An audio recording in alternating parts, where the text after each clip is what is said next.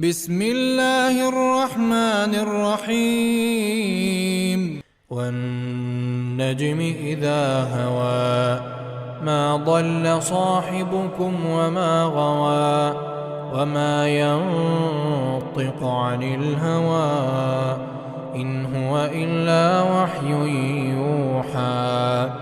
علمه شديد القوى ذو مرة فاستوى وهو بالأفق الأعلى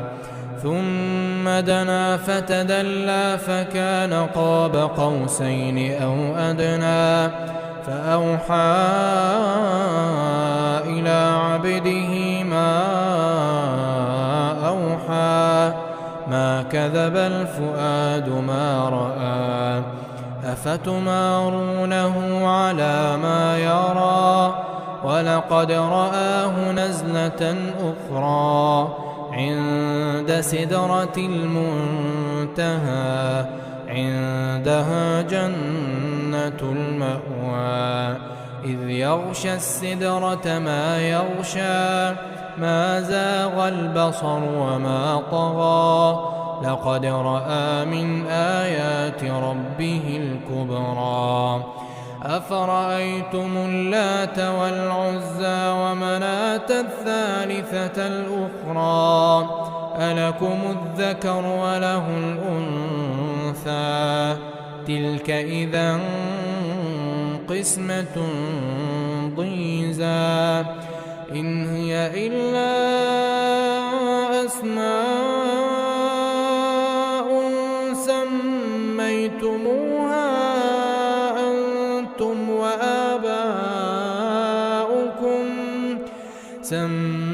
سميتموها أنتم وآباؤكم ما أنزل الله بها من سلطان إن يتبعون إلا الظن وما تهوى الأنفس ولقد جاءهم من ربهم الهدى أم للإنسان ما تمنى فلله الآخرة والأولى وكم من ملك في السماوات لا تغني شفاعتهم شيئا إلا من بعد أن يأذن الله لمن يشاء ويرضى إن الذين لا يؤمنون بالآخرة ليسمون الملائكة تسمية الأنثى وما لهم به من علم إن يتبعون إلا الظن وإن الظن لا يغني من الحق شيئا فأعرض عمن تولى عن ذكرنا ولم يرد إلا الحياة الدنيا ذلك مبلغهم من العلم إن ربك هو أعلم بمن ضل عن سبيله وهو أعلم بمن اهتدى ولله ما في السماوات وما في الأرض ليجزي الذين أساءوا بما عملوا ويجزي الذين أحسنوا بالحسنى الذين يجتنبون كبائر الإثم والفواحش إلا اللمم إن ربك واسع المغفرة هو أعلم بكم إذ أنشأكم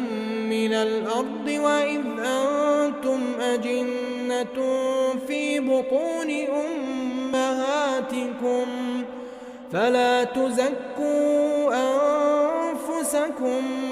هو أعلم بمن اتقى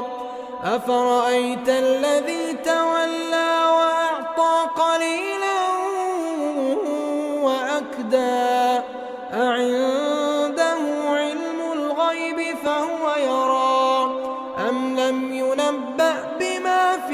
صحف موسى وإبراهيم الذي وفى ألا تزر وازرة وزر أخرى وأن ليس للإنسان إلا ما سعى وأن ليس للإنسان إلا ما سعى وأن سعيه سوف يرى ثم يجزاه الجزاء الأوفى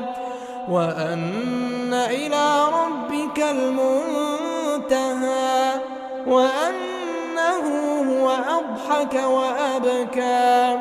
وأنه هو أمات وأحيا